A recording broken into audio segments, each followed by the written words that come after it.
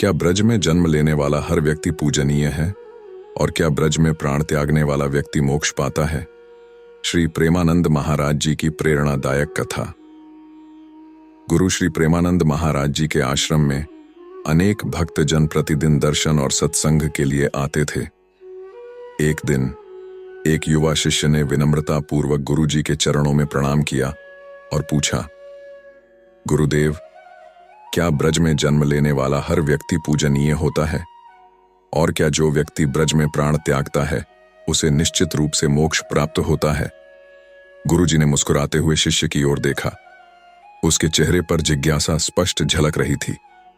कुछ क्षणों तक ध्यानमग्न रहने के बाद गुरुजी बोले, वत्स, तुम्हारे प्रश्न का उत्तर एक कथा में छिपा है। ध्यान से सुनो। बहुत समय पहले ब्रजधाम में एक ही दिन दो बालकों का जन्म हुआ। एक का नाम सत्यनिधि था और दूसरे का नाम विभासुर। दोनों ने बचपन से ब्रजभूमि की पावन धूल में खेला, यमुना के निर्मल जल में स्नान किया और गोवर्धन महाराज के दर्शन किए। लेकिन दोनों के जीवन का मार्ग अलग अलग था। सत्यनिधि एक सरल, धार्मिक और निष्ठावान युवक था। वह गौ सेवा करता, मंदिर जाता, संतों की संगति में रहता और भगवत भजन करता। वह मानता था कि ब्रज में जन्म लेना केवल सौभाग्य नहीं बल्कि एक अवसर है भगवान श्री कृष्ण की भक्ति में जीवन बिताने का। दूसरी ओर विभासुर को ब्रजभूमि से कोई विशेष प्रेम नहीं था। वह सोचता था कि केवल ब्रज में जन्म लेना ही उसे महान बना देगा। वह न भक्ति करता, न ही सद्गुणों को अपनाता। वह अपने अहंकार में डूबा रहता और दूसरों का उपहास उड़ाता। समय बीतता गया और दोनों वृद्ध हो गए। एक दिन दोनों का जीवन अंतिम क्षणों में था। सत्यनिधि ने अपने शिष्यों को बुलाया और कहा, मुझे वृंदावन में अपने प्रभु के नाम का कीर्तन सुनना है। शिष्य उसे राधा माधव मंदिर ले गए, जहां वह श्री कृष्ण के नाम का जाप करता हुआ ब्रजभूमि में अपने प्राण त्याग कर परम धाम को प्राप्त हुआ। वहीं दूसरी ओर विभासुर ने भी ब्रज में ही अपने प्राण छोड़े, लेकिन उसका मन श्री कृष्ण में नहीं बल्कि अपनी संपत्ति और अहंकार में लगा हुआ था।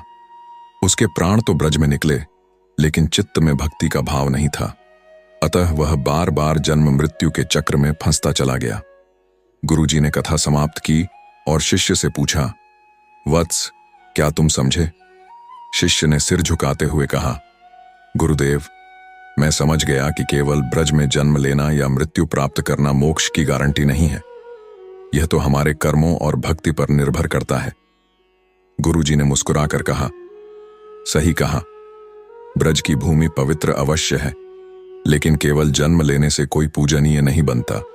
पूजनीय वही होता है जो ब्रज के सच्चे आदर्शों को अपनाता है, जो भगवत भक्ति करता है, जो सेवा और प्रेम के मार्ग पर चलता है।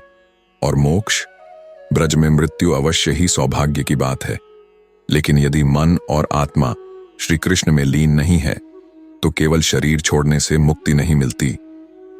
ब्रजभूमि में जीने का अर्थ यह नहीं कि तुम पवित्र हो गए, बल्कि यह एक अवसर है जो तुम्हें और अधिक भक्ति की ओर ले जा सकता है।